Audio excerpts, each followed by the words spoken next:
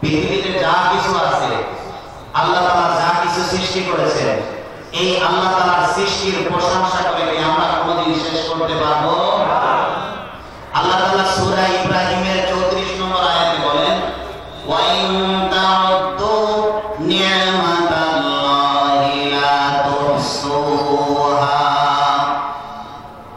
আমার বান্দাগুলো, তোদেরকে আমি যে নিয়ামত দান করেছি, এত সুন্দর দুইটা হাত দিলাম, এত সুন্দর দুইটা চোখ দিলাম, এত সুন্দর দুইটা পা দিলাম, পৃথিবীর এমন কোন মোবাইল, এমন র্যামওয়ালা ক্যামেরা বানাইতে পারে নাই।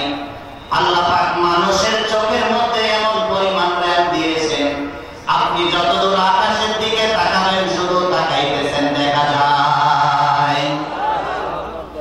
আল্লাহ পাক রব্বুল আলামিন বলে, বান্দা তোদেরকে আমি এত নিয়ামত দান করেছি, পৃথিবী ভরে যদি তুই আমার নিয়ামতের শুকরিয়া আদায় করতে করতে, আমার কুদরতি পায়ে সিজদা দিতে দিতে কপালটা বসে বসে শেষ করে দাও, আমি যে নিয়ামত তোদেরকে দান করেছি এক বিন্দু নিয়ামতের শুকরিয়া আদায় হবে না। আল্লাহ তাআলা সূরা কাহফের 9 নম্বর আয়াতে বলেন, কুল্লাহু কানাল বাহরু মিদাদান লিকালিমাতি রাব্বি লানাফিদাল বাহরু ক্বাবলা আন তানফাদা কালিমাতু রাব্বি ওয়ালাউ জিনা বিমিথলিহি মাদাদা।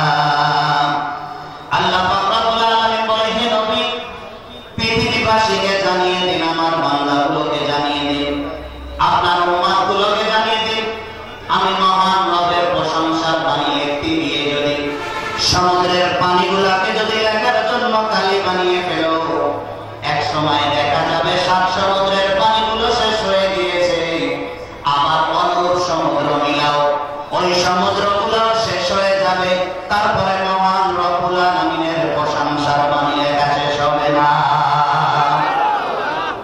আল্লাহ তাআলা সূরা লুকমানের 27 নম্বর আয়াতে বলেন, ওয়ালাউ আন্না মা ফিল আরদি মিন শাজারাতিন আ'লামু ওয়াল বাহরু ইয়ামুদ্দুহু মিন বা'দিহি সাব'াতু আবহুরিন মা নাফিদাত কালিমাতুল্লাহ। আল্লাহ পাক রব্বুল আলামিন বলেন, পৃথিবীর গাছগুলোকে যদি লেখার জন্য তোমরা কলম বানিয়ে ফেলো, পৃথিবীর বুকে যত জঙ্গলে গাছ আছে, আফ্রিকার জঙ্গলে কত গাছ আছে বর্ণনা করে শেষ করা যাবে না, ব্রাজিলের আমাজন দ্বীপে কতগুলো গাছ আছে বর্ণনা করে শেষ করা যাবে না, সুন্দরবনে কতগুলো গাছ আছে বর্ণনা করে শেষ করা যাবে না। শুধু সুন্দরবন আফ্রিকার জঙ্গল আর আমাজন দ্বীপ নয়, পৃথিবীতে যত গাছ আছে ওই গাছগুলো যদি লেখার জন্য কলম বানানো হয়, আর সমুদ্রের পানিগুলোকে যদি লেখার জন্য দোয়ার কলকালি বানিয়ে ফেলানো হয়, এক সময় দেখা যাবে গাছ নামক কলমগুলো সব শেষ হয়ে গিয়েছে, সমুদ্রের পানি নামক কালিগুলো এক সময় শেষ হয়ে গিয়েছে, তারপরে আমার আপনার রব যে নিয়ামত আমাকে আপনাকে দিয়েছে, ওই নিয়ামতের আল্লাহর মহান রবের প্রশংসার বাণী লেখা শেষ হবে না। শেষ হবে? আপনার যার চোখ একটা আছে একটা নাই, সেই বুঝে চোখের বর্ণ কি। আল্লাহ যে আমাকে আপনাকে একটা চোখ, দুইটা চোখ দিছে, একটা চোখ যদি বন্ধ হয়ে যায় সেই মর্ম বুঝে একটা চোখের কি মর্ম। যদি দুইটা পাও দিছে, একটা পাও যদি আপনার কোনোভাবে কেটে ফেলতে হয়, সেই বুঝতে পারে পায়ের কি মর্ম। আমরা বুঝতেছি না এখন। তাহলে এই নিয়ামতের বর্ণনা শুধু আলহামদুলিল্লাহ বলে শেষ করা যাবে? এটা সওয়াব আছে, সুবহানাল্লাহ বললে সওয়াব আছে, আল্লাহু আকবার বললে সওয়াব আছে, কিন্তু এই শুধু সুবহানাল্লাহর মধ্যে সীমাবদ্ধ থাকা যাবে না, আলহামদুলিল্লাহর মধ্যে সীমাবদ্ধ থাকা যাবে না। যদি আমার আপনার জীবনটা কোরআন সুন্নাহ অনুযায়ী পরিচালনা করে আখিরাতের জীবনে চলে যেতে পারি, মৃত্যুবরণ করতে পারি, তাহলে আল্লাহ পাক রব্বুল আলামিন আমাদেরকে এই নিয়ামতের শুকরিয়া আদায় করেছি বলে বিবেচনা করে আল্লাহ তাআলা জান্নাত দিয়ে দিবে, বলেন আমিন। তাহলে আসুন আমি আপনাদের সামনে সূরা ফাতিহা পাঠ করেছি। বিশ্বনবী রাসূল আরবি বলে, মহাগ্রন্থ আল কোরআন কেন? তাওরাত, জাবুর, ইনজিল আল্লাহ তাআলার আসমানী কিতাব বিশ্বনবী বলে এই আসমানি কিতাবগুলোর থেকে তো নাই, এমনকি কোরআনুল কারীমের মধ্যে সূরা ফাতিহার সমতুল্য আরেকটা সূরা নাই। সুবহানাল্লাহ। যে ব্যক্তি সূরা ফাতিহা একবার পাঠ করে, আল্লাহ তাআলা মহান রব্বুল আলামিনের নবী বলেন 15 পারা পড়লে যে সওয়াব হয়, আল্লাহ তাআলা তার আমলনামায় সেই সওয়াব ঢুকিয়ে দেন। দুইবার পড়লে কি হবে? এক খতমের সওয়াব দিবেন কে? আল্লাহ তাআলা দিবেন। এই সূরাকে আল্লাহ তাআলা, কারণ কোরআন শুনতে এসেছি, যতটুকু কথা বলি ব্যাখ্যা বিশ্লেষণ করে তাফসীর করে বলার দরকার আছে কি নাই? আমরা তো গল্প শুনতে আসিনি, গল্প শুনতে আসছি। গল্প শুনলে তো গাছের গানে দিয়ে শোনা যায়, তারাও কোরআনের আয়াত ভুল ব্যাখ্যা করে কি করে না। এখানে আসছে জানি কিছু তাফসীর শিখে যেতে পারে যত সময় থাকে। আল্লাহ তাআলা এই সূরা ফাতিহাকে 3 ভাবে বিভক্ত করেছেন। প্রথম 3 আয়াতকে আল্লাহ তাআলার প্রশংসার কথা বলছেন, শেষের 3 আয়াতকে আল্লাহ তাআলার কাছে দরখাস্ত দোয়ার কথা আল্লাহ তাআলা বলছেন, আর মধ্যখানের 1 আয়াতকে আল্লাহ তাআলার কাছে দুটোটা মিলাইয়া প্রশংসা এবং দোয়া দরখাস্ত মিলিয়ে বলছেন। বলেন সুবহানাল্লাহ। সূরা ফাতিহার আয়াত কয়টা? 60টা। শব্দ 25টা। শব্দ কয়টা? মনে থাকবে শব্দ কয়টা? অক্ষর 113টা। অক্ষর কয়টা? আমি জিজ্ঞাসা করব বলতে হবে। আয়াত কয়টা? শব্দ কয়টা? অক্ষর কয়টা? 113টা। মাশাআল্লাহ। এই আল্লাহ তাআলা এত সুন্দর করে এই সূরাকে সাজাইছেন। আল্লাহ তাআলা নবী বলেন এই সূরার মধ্যে শিফা দিয়ে দিয়েছেন তিনি কে? আল্লাহ। ওয়া নুনাজ্জিলু মিনাল কুরআনি মা হুয়া শিফা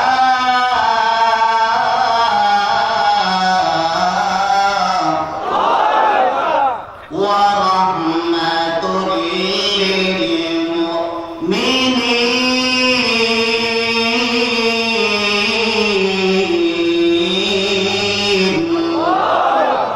আল্লাহ রাব্বুল আলামিন সূরা ফাতিহার মধ্যে এমন সেবা দিয়ে দিয়েছেন। বুখারীর বর্ণনা, আবু সাঈদ খুদরি রাদিয়াল্লাহু তাআলা আনহু এক জায়গা থেকে সাহাবায়ে কেরামকে নিয়ে এক পাহাড়ের পদদেশ থেকে যাইতেছিলেন। দেখলেন এক জায়গার মধ্যে জটলা বেঁধা বাঁধা।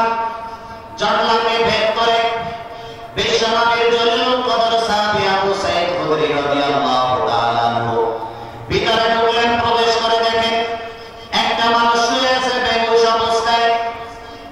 আবু সাঈদ খুদরি রাদিয়াল্লাহু তাআলা আনহু বলে, এই ব্যক্তির কি হয়েছে আমাকে জানাও। আবু সাঈদ খুদরি রাদিয়াল্লাহু তাআলা আনহু ওই গোত্র ব্যক্তিরা বলে, এটা আমাদের নেতা গোত্র প্রধান, আমরা তার কর্মী। আমাদের গোত্র প্রধানকে, আমাদের নেতাকে সাপে দংশন করেছে, বেহুশ হয়ে গিয়েছে। আপনি কে? আবু সাঈদ খুদরি রাদিয়াল্লাহু তাআলা আনহু বলে, আমি মুহাম্মাদুর রাসূলুল্লাহ সাল্লাল্লাহু আলাইহি ওয়াসাল্লামের প্রিয় সাহাবী আবু সাঈদ খুদরি।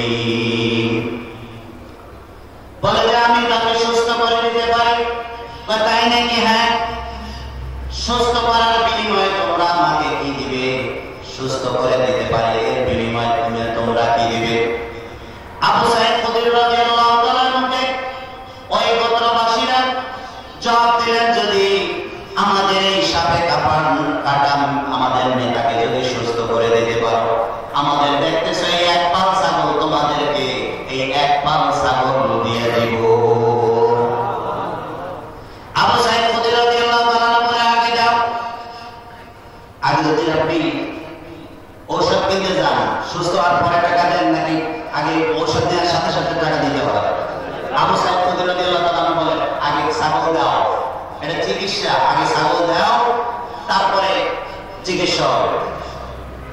আবু সাঈদ রাদিয়াল্লাহু তাআলা আনহু আল্লাহ তাআলার কসম কেটে বলে, আবু সাঈদ খুদরি রাদিয়াল্লাহু তাআলা আনহু যে সূরা আপনাদের সামনে আমি পাঠ করেছি, আপনারাও পাঠ করেছেন, এই কোরআনে কারীমের সর্বশ্রেষ্ঠ সূরা, সর্বপ্রথম সূরা আকারে পরিপূর্ণ যে সূরা নাযিল করেছে আল্লাহ তাআলা কোরআনুল কারীমের মধ্যে, এই সূরা যখন বিসমিল্লাহির রহমানির রহিম বলে একবার পড়ে একটা দম করলেন সাপে কাটার উপরে, সাথে সাথে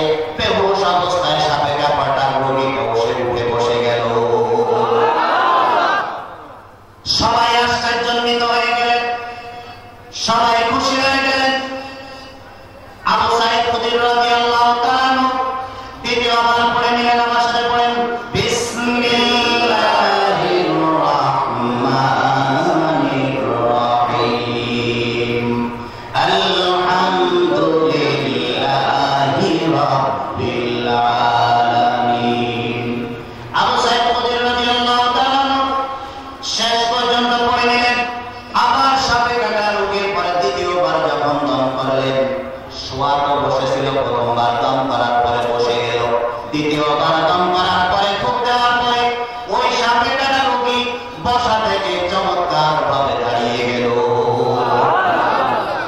আবু সাঈদ খুদরি রাদিয়াল্লাহু তাআলা আনহু পয়লা মাসে দ্বিতীয়বার পড়লেন বিসমিল্লাহির রহমানির রহিম আলহামদুলিল্লাহি রাব্বিল আলামিন। আবু সাঈদ খুদরি রাদিয়াল্লাহু তাআলা আনহু তৃতীয়বারের মতো আবার সূরা ফাতিহা বিসমিল্লাহ সহকারে পড়লেন। পড়ার পরে যখন তৃতীয়বার সাপে কাটা রোগীর পরে দম করলেন, এখন তৃতীয়বারে সাপে কাটা রোগীটা দৌড়ানো শুরু করে দিল। তাহলে সূরা ফাতিহায় শেফা আছে কি নাই? আজকে একটা হুজুরদের গোমর ফাঁস করে দিয়েছে আপনাদের সামনে। হুজুরদের কাছে পানি পড়া দিতে যান না, তেল পড়া পানি পড়া হুজুরের কাঁধে, হুজুররা কিছু দিয়ে প্রথমে বুঝায় না, আর হুজুররা সর্বপ্রথম বিসমিল্লাহ সহকারে সূরা ফাতিহা পড়ে একটা প্রথমে দম করে বুঝে বলেন সুবহানাল্লাহ। আপনিও ঈমান রাখেন, আপনিও এরাদা রাখেন সাহাবায়ে কেরামের মতো, আপনিও কোরআনের পরে বিশ্বাস রাখেন, আপনিও হাদিসের পরে বিশ্বাস রাখেন। আপনার সূরা ফাতিহা পড়ে বুঝিলে আপনার দোয়াও কবুল করে নিতে পারেন। তিনি কে? হুজুর লাগবে না, আপনিও পড়েন। আপনি পরিপূর্ণ ঈমান নিয়ে পড়ে দেখেন, আল্লাহর কসম হবেই হবে, 100% সিউরিটি দিয়েছে বলেন সুবহানাল্লাহ। নাহলে কোরআনের আয়াত ভুল হয়ে যাবে না, বুখারীর বর্ণনা ভুল হয়ে যাবে না। আমল করবেন তো ইনশাআল্লাহ। আপনার ছেলে রাতে বেলা পেট ব্যথা করে, বলবেন পানি একটা বোতল আনবেন, পানির বোতল নিচে রাখবেন, রাত 12টা বাজে হুজুরে যে ডিস্টার্ব না করে আপনি পানির বোতলটা খুলবেন আর বাচ্চার ওই পেটের পরে হাতটা আপনি রাখবেন, সূরা ফাতিহা একবার পড়বেন বা 3 বার 7 বার পড়বেন, ওখানে একটা ফু দিবেন, এই পানির মধ্যে একটা ফু দিবেন। আপনার যদি একই বিশ্বাস থাকে আপনার ছেলেকে সুস্থ করে দিতে পারেন। তিনি কে? বিশ্বাস হয় মুসলমান? যে ব্যক্তি, যে আল্লাহ মরাকে জীবিত করতে পারে, জীবিতকে মারতে পারে, সেই আল্লাহর কি ক্ষমতা নাই? আছে। কিন্তু আপনারা তো বিসমিল্লাহর অর্থ আবার চেঞ্জ করে দিয়েছেন। বিসমিল্লাহর অর্থ কি? আউযু বিল্লাহর অর্থ কি? বিতাড়িত মরদুদ শয়তানের ওয়াসওয়াসা থেকে পানা চেয়ে পরম করুণাময় খোদার নামে শুরু করেছি না? বলেন না কেন? কার নামে?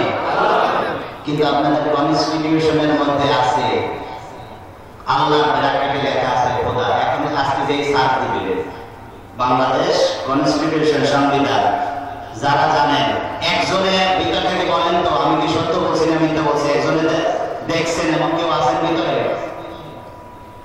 বিসমিল্লাহির রহমানির রহিমের অর্থের সাথে খোদা যোগ করলে কি সওয়াব হবে? আল্লাহ বললে সওয়াব দেন তিনি কে? আলিফ লাম লাম হা কয়টা অক্ষর? যে ব্যক্তি ওযু ছাড়া পড়বে তাকেও 40টা নেকি দিতে পারেন। তিনি কে? কিন্তু খোদা কি আরবি শব্দ? খোদা বললে কি নেকি হবে? খোদা বললে নাস্তিক খুশি হয়, খোদা বললে বেঈমান খুশি হয়, খোদা বললে ইহুদি খুশি হয়, খোদা বললে হিন্দু খুশি হয়, কিন্তু খোদা বললে আল্লাহ খুশি হয় না। জোরে বলেন ঠিক কিনা? আল্লাহকে খুশি করতে হলে বলতে হবে কি? আল্লাহু আকবার। জোরে বলেন আল্লাহু আকবার। বলার দরকার আছে কি নাই? তাহলে আমরা খোদা বলবো না, বলবো কি? আল্লাহ। পরম করুণাময় কার নামে? আল্লাহর নামে। এরপরে কি বলছেন? আলহামদুলিল্লাহি রাব্বিল আলামিন। সকল প্রশংসার একমাত্র মালিক তিনি কে? সকল প্রশংসার মালিক তিনি আল্লাহ, যিনি সারা পৃথিবীর মানুষের জন্য রব। কি রব না? আল্লাহ তাআলা মহান রব্বুল আলামিন নিজেকে রব বানাইলেন সারা পৃথিবীর, আর আমার আপনার নবী রাহমাতুল লিল আলামিনকে সারা পৃথিবীর জন্য রহমত বানাই দিলেন। আল্লাহ তাআলা নবীকে বানাইলেন ওয়া মা আরসালনাকা ইল্লা রাহমাতাল লিল আলামিন। সাইয়্যিদুল কাওনাইন খাতমুল মুরসালিন আখির আহমদ ওয়া ফখরুল আউয়ালিন। সাইয়্যিদুল কাওনাইন খাতমুল মুরসালিন আখির আহমদ ওয়া ফখরুল আউয়ালিন। আল্লাহ পাক রব্বুল আলামিন সারা পৃথিবীর বুকে আল্লাহ তাআলা বলেন আমি সারা পৃথিবীর জন্য রব।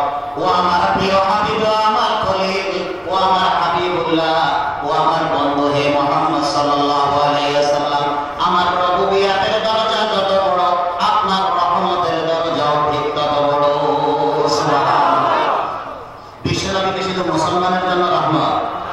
আল্লাহ কি বললেন? ওমা আরসালনাকা ইল্লা রাহমাতাল লিল মুসলিমিন, রাহমাতাল লিল ইহুদি, রাহমাতাল লিল খ্রিস্টান, রাহমাতাল লিল মুসাল্লি, রাহমাতাল লিল উলামা, রাহমাতাল লিল ফুকাহা, রাহমাতাল লিল মুফতি, নাকি রাহমাতাল লিল আলামিন? চিৎকার করে বলেন আল্লাহু আকবার।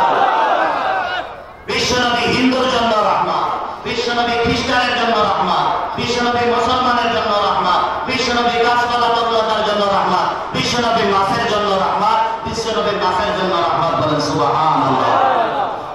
বিশ্বনবী কাফেরদের জন্য রহমত। বিশ্বাস হয় না? কাফের নাসারা বিশ্বনবীর কাছে, বিশ্বনবী একবার ইহুদি থেকে ঋণ নিলেন।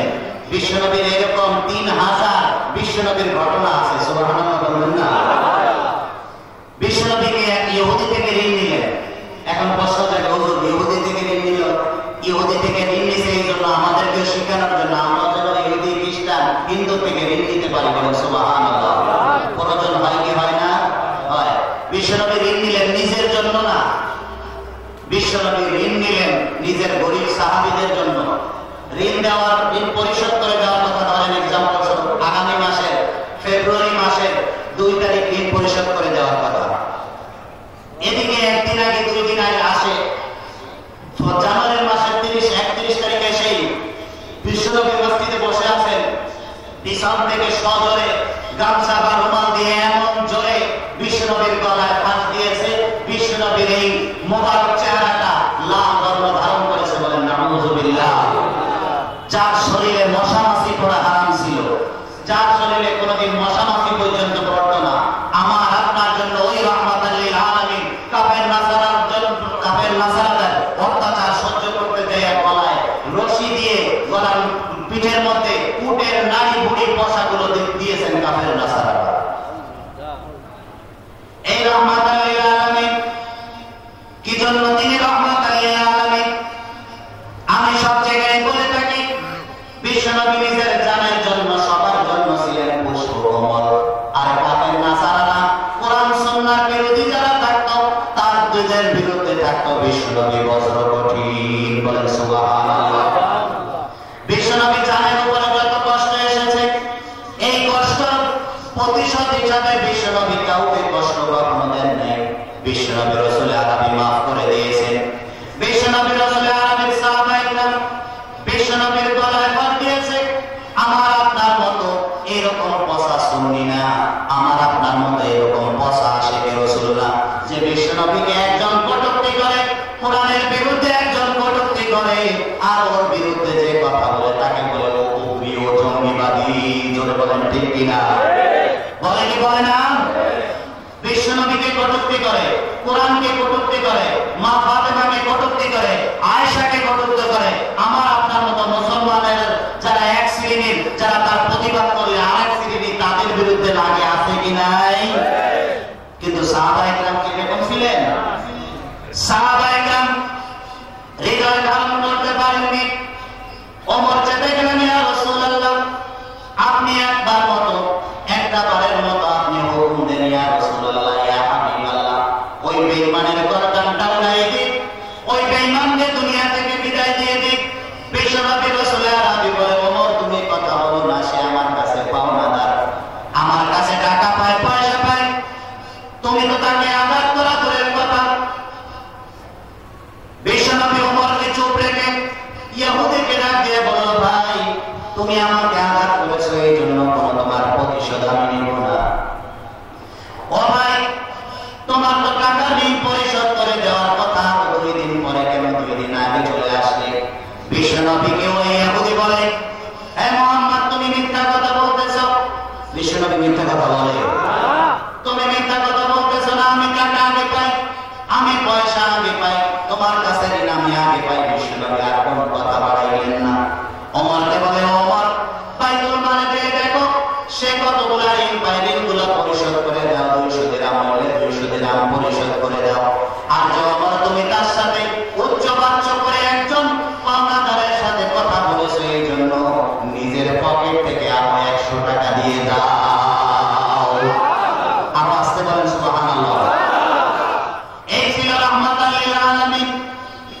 যে বিশ্বনবী একজন প্রেসিডেন্ট হওয়ার পরে আমাদের পৃথিবীর প্রেসিডেন্ট গুলো যখন নাকি সাধারণ একটা ক্ষমতা পায়, পোলার জন্য গাড়ি একটা, মেয়ের জন্য গাড়ি একটা, পুত্রবধূর জন্য গাড়ি একটা, আছে কিনা?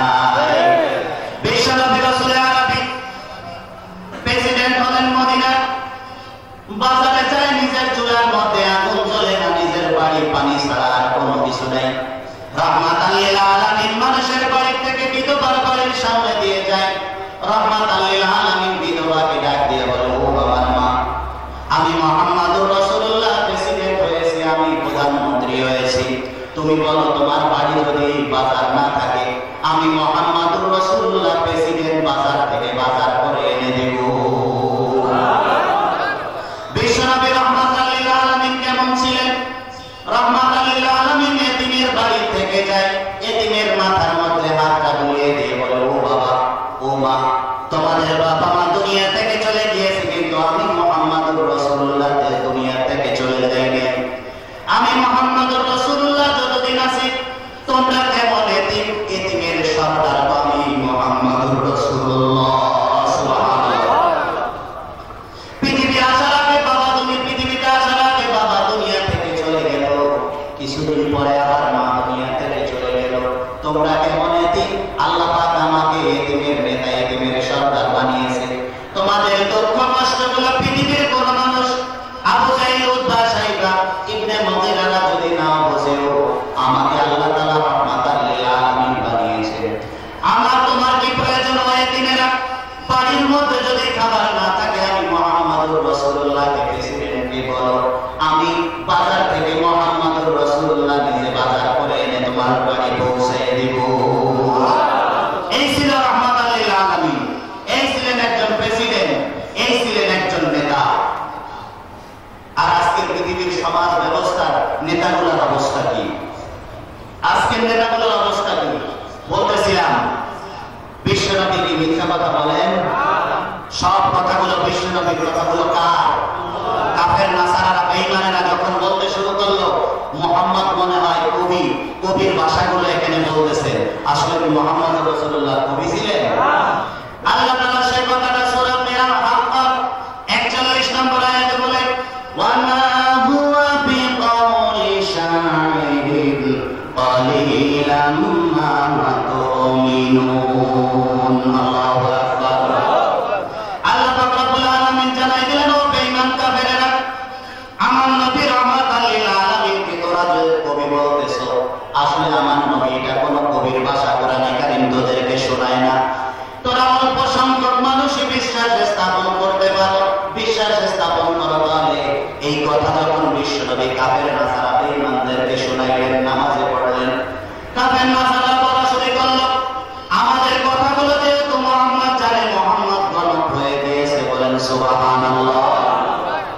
এই কথার জবাব আল্লাহ তাআলা সূরা হাক্কার 42 নম্বর আয়াত দিয়ে বলেন, ওয়ালা বিকাউলি কাহিনিন কালিলাম মা তাযাক্কারুন। আল্লাহু আকবার। আল্লাহ পাক জানাই দিলেন, এটা কোনো কবির ভাষা নয়, এটা কোনো গণকের গণনা নয়। তোরা অল্প সংখ্যক মানুষই বিশ্বাস স্থাপন করতে পারো, তাহলে এটা কি? এটা কবির ভাষা নয়, এটা গণকের ভাষা নয়, গণকের গণনা নয়। সে কথার জবাব সূরা হাক্কার 53 নম্বর আয়াতে আল্লাহ তাআলা বলেন, তানজিলুম মির রাব্বিল আলামিন।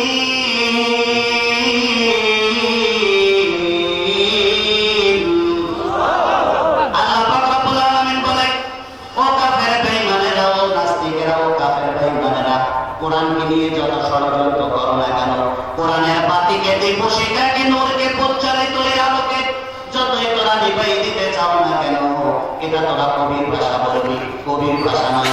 গণকের গণনা বলবি, গণকের গণনা নয়। তাহলে এটা কি? আল্লাহ পাক বলে, আমার মহান রব্বুল আলামিন, আমি বলি, আমার বিশ্বনবী রাসূল আরবের প্রতি আমার নাযিলকৃত মহাগ্রন্থ আল কোরআন। সুবহানাল্লাহ।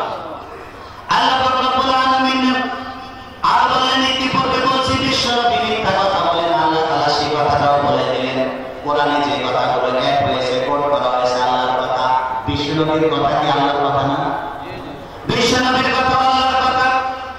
আল্লাহ পাক রব্বুল আলামিন বলেন ওয়ালাউ তাকাওয়ালা আলাইনা বা'দাল আকাওয়িল লা আখাযনা মিনহু বিল ইয়ামিন থুম্মা লাকাতানা মিনহুল ওয়াতিন। আল্লাহু আকবার।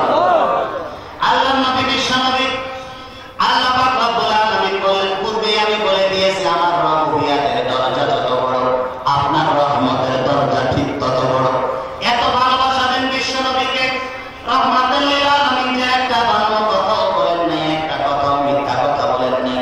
আল্লাহ তাআলা সূরা হাক্কার 44 নম্বর আয়াত থেকে 3টা পর্যন্ত বলেন আমার এই রহমাতুল লিল আলামিন যদি আমি যে কথা বলতে বলি সেই কথা যদি আমার রহমাতুল লিল আলামিন বানিয়ে বলতেন, একটা কথা বাড়িয়ে বলতেন, একটা কথা কেটে কম বলতেন, আমি আমার রহমাতুল লিল আলামিনের ডান হাতকে চেপে ধরতাম আর আমার বিশ্বনবীর কণ্ঠনালীকে আমি কেটে ফেলে দিতাম। সুবহানাল্লাহ। কি কথা! রহমাতুল লিল আলামিন বলে আমার নবী যদি বানাই কোনো কথা বলতেন আমার নবীর ডান হাতকে আমি চেপে ধরতাম আর কণ্ঠনালীকে আমি কেটে ফেলে দিতাম। বানাই কত কথা বলে, কথাগুলো কার? কিন্তু যতই এর বিরুদ্ধে চরণ করুক না কেন কেউ কি পার পাবে? পেয়েছে বলে আপনার মনে হয় আপনাদের? আল্লাহ তাআলা বলে ওয়াকালাল্লাযীনা কাফারু লা তাসমাউ লিহাযাল কুরআনি ওয়ালগাউ ফীহি লাআল্লাকুম তাগলিবুন। কাফের নাসারাদের কথা ছিল কোরআনের মাসজিদ যেই জায়গায় কায়েম হবে, কোরআনের কথাগুলো যেই জায়গায় বলা হবে এখানে হট্টগোল সৃষ্টি করে দাও, 144 জারি করে দাও। এটা আবু জাহেলের কথা ছিল, উতবা সাইবার কথা ছিল। আজকে বিশ্ব ব্যবস্থার মধ্যে এরকম আছে কিনা?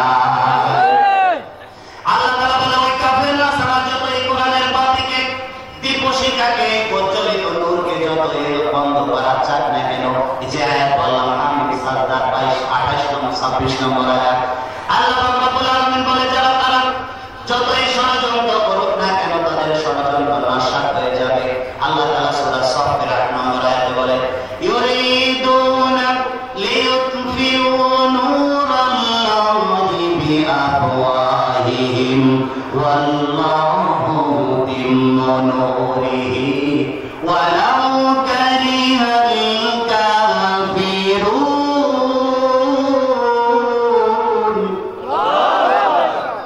আল্লাহ পাক রব্বুল আলামিন বলে সূরা সাফের 8 নম্বর আয়াত আল্লাহ পাক রব্বুল আলামিন বলে কাফের নাসারারা তাদের মুখের ফুৎকার দিয়ে কোরআনের মানিকে কোরআনের নূরকে দীপশিখাকে নিভাই দিতে চায়, কিন্তু আমি মহান রব এই কোরআনের আলোকে বাতিকে দীপশিখাকে সমস্ত জায়গার মধ্যে আমি প্রজ্বলিত করতে চাই। যতই তারা অখুশি হোক না কেন কোনো কাজে আসবে। তাহলে প্রশংসা করবো একমাত্র তিনি কে? কি বলছিলাম? আলহামদুলিল্লাহি রাব্বিল আলামিন। প্রশংসার একমাত্র মালিক তিনি কে? কাউকে প্রশংসা করতে হবে না, প্রশংসা করার মালিক কে? প্রশংসা পাওয়ার আল্লাহ। পৃথিবীবাসী যদি আপনার বিরোধী হয়ে যায়, পৃথিবী ভরা যদি আপনার উৎসারণ না করে, আপনার বিরুদ্ধে যে জুলুম দেখ না কেন, আপনাকে যা কিছু করুক না কেন, কিন্তু যদি আপনার প্রিয় আল্লাহ হয়ে যায় পৃথিবীবাসী কিছু করতে পারবে?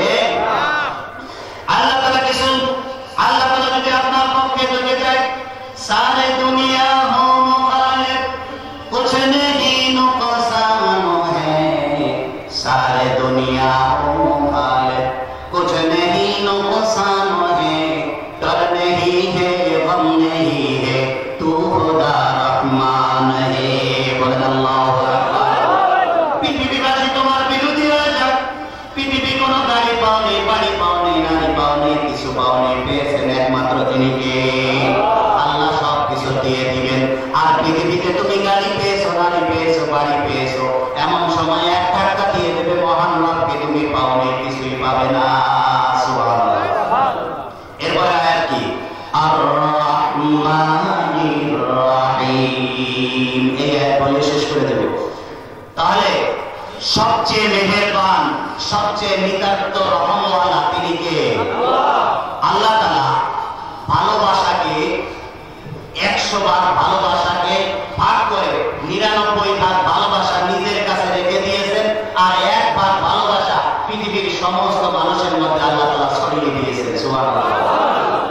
এই একবার ভালোবাসায় মা তার সন্তানকে কিভাবে ভালোবাসে, সুবহানাল্লাহ।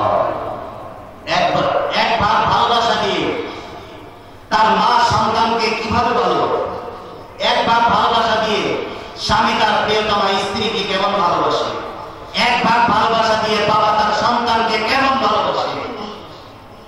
কেউ কি এই মায়ের ভালোবাসা, পিতার ভালোবাসার বর্ণনা দিয়ে শেষ করতে পারবে? একবার ভালোবাসা। আর 99 ভাগ কার কাছে? আল্লাহর কাছে 99 ভাগ ভালোবাসা। আর একবার ভালোবাসা দুনিয়া মানুষের মাঝে ফ্লাক্সিবল করে দিয়েছেন, ছড়িয়ে দিয়েছেন। আর এই একবার ভালোবাসার কারণে মা কলিজাটা ছিঁড়ে তার সন্তানকে খাওয়াইতে চায়, নাকি ভুল বললাম? কিন্তু এমন বেঈমান সন্তানও আছে, এই মা বাবাকে বাড়ি থেকে বের করে দেয়, আছে কি নাই? ওই কদিন আগে 30 তারিখ সোশ্যাল মিডিয়া আপনারা দেখছেন, পড়ছেন, বরিশালের বাকেরগঞ্জে 85 বছর বয়স এক বৃদ্ধা আবু হাসেম নাম পুলিশ সুপার স্ট্যাটাসটা দিয়েছে।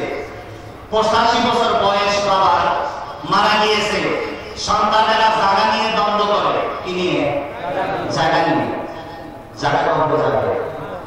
সন্তান সন্ততি কবে যাবে? একদিক দিয়ে তো আরেকদিকে চলে যায়, কোন দিকে যাব?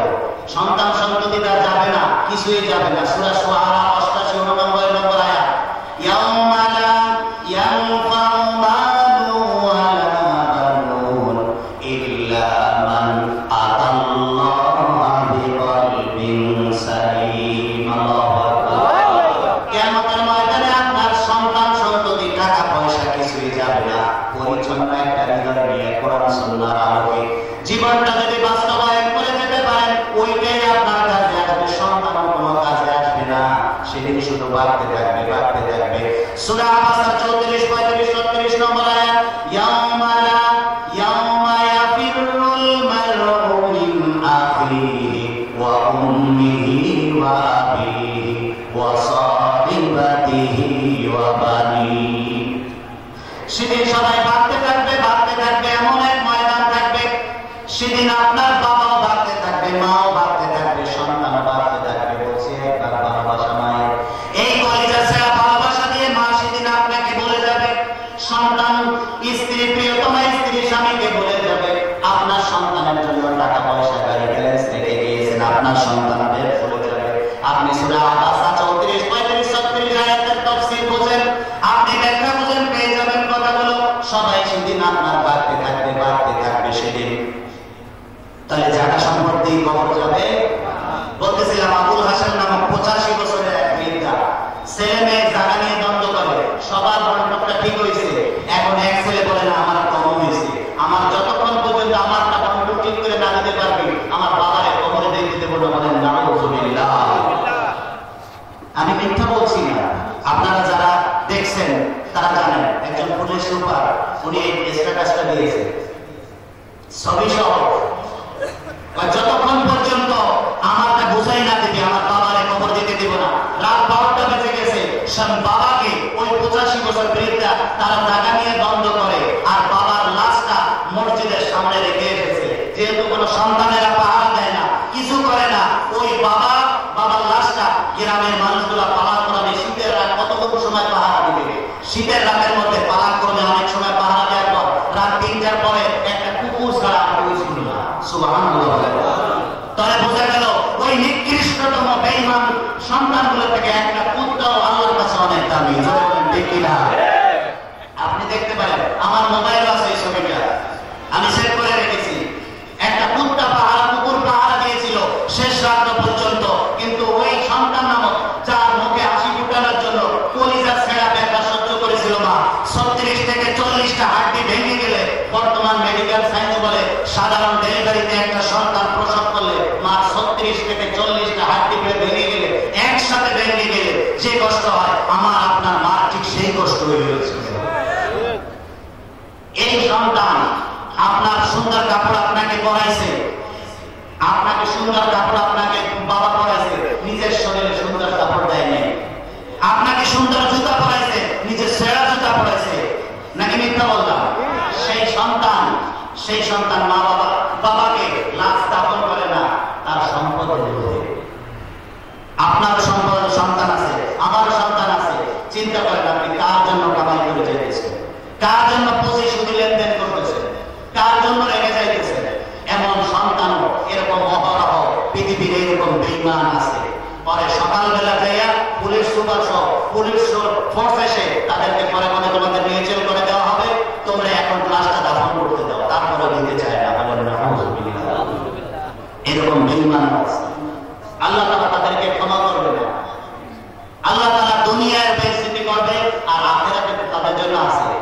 আল্লাহ তাআলা সূরা বনী ইসরাঈলের 23 নম্বর আয়াতে বলেন, ওয়া ক্বাদা রাব্বুকা আল্লা তা'বুদু ইল্লা ইয়্যাহু ওয়া বিল ওয়ালিদাইনি ইহসানা ইম্মা ইয়াবলুগান্না ইনদাকাল কিবারা আহাদুহুমা আও কিলাহুমা ফালা তাকুল লাহুমা ওয়া লা তানহারহুমা ওয়া কুল লাহুমা কাওলান কারীমা। আল্লাহ পাক রব্বুল আলামিন বলে, আমার প্রভুর পার্লামেন্টে একটা পাস হয়ে গিয়েছে। সেই পার্লামেন্টের প্রথম আইন কি? আমার সাথে কারো সাথে শরীক করতে পারবে না। আল্লাহর সাথে শরীক করা জায়েজ হবে না। আমার ইবাদতের সাথে কার সাথে তোমরা মিলাইতে পারবে না। আমার ইবাদত একমাত্র করতে হবে। তার পরবর্তী স্থান হচ্ছে আমার পরে মা বাবার সেবা করবে, মা বাবার নাফরমানি করতে পারবে না। সুবহানাল্লাহ। তোমার জীবদ্দশায় যদি তোমার মা বাবা উভয়জন অথবা যদি একজন বার্ধক্যজনিত পড়ে যায়, তাহলে হৃদয়ের সব ডানাকে বিছাই দাও, উফ শব্দ পর্যন্ত বলো না। এই উফ শব্দ তাফসীর করতে যে ইবনে মাজাহ, ইবনে কাসির তাফসীরে মাজারি, তাফসীরে কুরতুবী, তাফসীরে জালালাইন, যত তাফসীরে মারিফুল কোরআন সহ তাফসীরে বায়ানুল কোরআন সহ সমস্ত তাফসীরের কিতাবের মধ্যে খুঁজে পাইলাম উফ শব্দের দ্বারা দুইটা বোঝাইছে। একটা সন্তানের মুখ থেকে উফ বের হওয়া, আর একটা হচ্ছে বাবা মার মুখ থেকে উফ বের হওয়া। আপনি এমন একটা কষ্ট দিয়েছেন, আপনার মা বলে ফেলেছিস আমাকে সন্তানটা কষ্ট দিল, উফ আমি কষ্ট পাইলাম। অথবা আপনাকে এমন কাজ দিয়েছে, আপনি বলেন না আমি এটা করতে পারবো না, উফ। এই দুজনের মুখ থেকে যদি উফ বের হয়ে যায়, জীবনের সমস্ত নেকিগুলো কেটে দেবেন কি? হৃদয়ের সব ডানাগুলোকে বিছাই দিয়ে তাদের জন্য করতে হবে। আল্লাহ তাআলা 24 নম্বর আয়াতে বলেন, ওয়াখফিদ লাহুমা জানাহাল যুল্লি মিনার রাহমা। আমার সাথে বলেন, ওয়া কুর রাব্বিরহামহুমা কামা রাব্বায়ানি সগীরা। আবার বলেন, রাব্বিরহামহুমা কামা রাব্বায়ানি সগীরা। আল্লাহর কাছে দোয়া করে, আয় আল্লাহ পাক রব্বুল আলামিন, আমার মা বাবা যেমন শৈশবকালে আদর যত্ন দিয়ে কত লাথি মায়ের পেটের মধ্যে মেরেছি, কত লাথি মায়ের পেটের মধ্যে আমরা দিয়েছি। শীতের রাত্রে গরিব মানুষ ডাইপার কেনার মতো ক্ষমতা তার নাই। শীতের মানুষ এমন এক সময় ছিল, এই ডাইপারের যুদ্ধ কয়েকদিন নয় আমাদের সন্তান গুলাই দিলাম। এমন এক সময় ছিল, এখানে অনেক মানুষ আছে তাদের ক্ষমতা ছিল না। মা শীতের রাতের মধ্যে আপনার আমার জন্য ডান পাশে যখন প্রসাব করে দিল, ছোট্ট আঙ্গিনা, ছোট্ট রুম, ছোট্ট খাট, গরিব মানুষ যখন এক পাশে প্রসাব করে দিল, আপনার মা ওইখান থেকে বাম পাশে নিল। বাম পাশে যখন রাতের বেলা আপনি আমি প্রসাব করে দিলাম, বাম পাশ থেকে এখন ডানেও প্রসাব, বামেও প্রসাব। কোথায় নিয়েছেন আপনারা বলেন তো? কোথায় নিয়েছেন? বুকের মধ্যে নিয়েছেন কিনেন নাই? বুকের মধ্যে নিয়েছেন। আবার আপনি দ্বিতীয়বার, আমি আপনি তৃতীয়বার বুকের উপর প্রসাব করে দিয়েছি। কোন ব্যক্তি একজন দাঁড়াইয়ে বলেন তো দেখি, আপনার আমার মা আমাকে বুকের উপরে প্রসাব করে দেওয়ার কারণে, টয়লেট করে দেওয়ার কারণে একবার আসার মেরে ফেলে দিয়েছে, এমন একটা নজির কি কেউ এখানে দেখাইতে পারবেন? এই মাকে কষ্ট দাও না ফরমান, এই মার সাথে বেঈমানি করো, এই মায়ের নাফরমানি করো, কপালটা চলে যাবে। 3 মাস 10টা মাস গর্ভে ধারণ করে একটা পুরুষকে যদি একটা দেওয়া হইতো, পুরুষ বুঝতো যে কি কষ্ট যন্ত্রণা।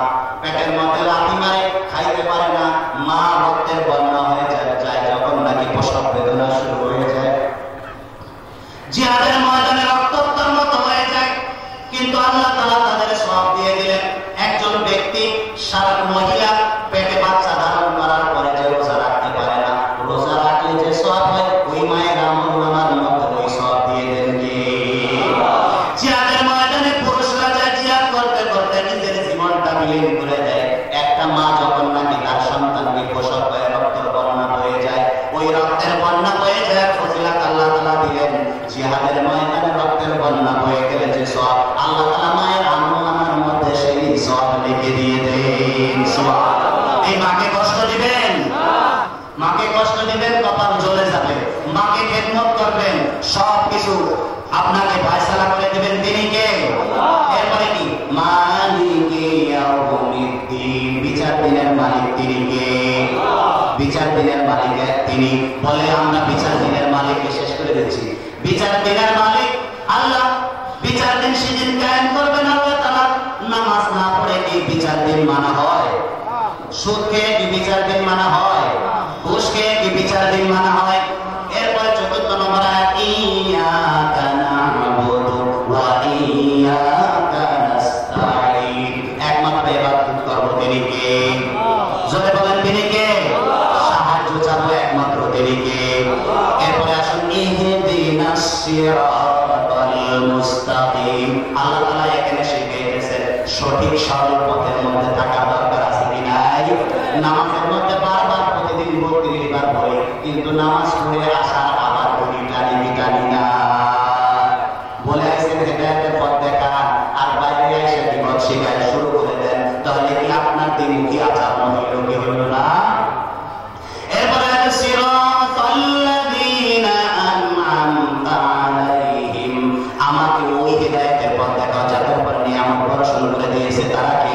অন্য আয়াতে বলছে ওদিকে যাদের নবী, সিদ্দিক, শুহাদা, সালিহিন, গায়রিল মাগদুবি আলাইহিম ওয়ালাদ-দাল্লিন, তাদের পথ নয় যাদের পর তোমার গজব নাযিল হয়েছে, যাদের পথ ভ্রষ্ট করে দিয়েছো। কাফের নাসারা বেঈমান ইহুদি নাস্তিকদের পথ নয়, পথ হতে হবে একমাত্র আল্লাহর নবীর, আল্লাহর এবং বিশ্ব নবী যে উলামায়ে কেরামদেরকে রেখে গেছে তাদের পথে চলার দরকার আছে কি নাই? একটু আগে হুজুর বলে গেছেন বিশ্ব ইজতেমার কথা 10, 11, 12, এইটা হলো ইজতেমা একটাই, সেটা হচ্ছে উলামায়ে কেরামের সাথে। সেটা হচ্ছে উলামায়ে কেরাম ছাড়া চলতে পারবে না। এখানে যদি ইঞ্জিনিয়ার বসে দেয় তাহলে তার বাংলাদেশি বাংলার সাথে মাথায় কাটছে দিতে হবে। তাহলে যদি আপনি ইঞ্জিনিয়ার ডাক্তার দিয়ে যদি ওই জায়গায় আপনি ইজতেমা চালান, ইজতেমা হবে না, নামাজ হবে না, কামাজ হয়ে যাবে। চলো বলে ঠিক কিনা? আনন্দের সাথে থাকবেন তো? যাদের সুযোগ পাবেন আগামীকাল যাবেন, আগামীকাল শনি রবিবার 2 দিন আছে। আল্লাহ পাক যে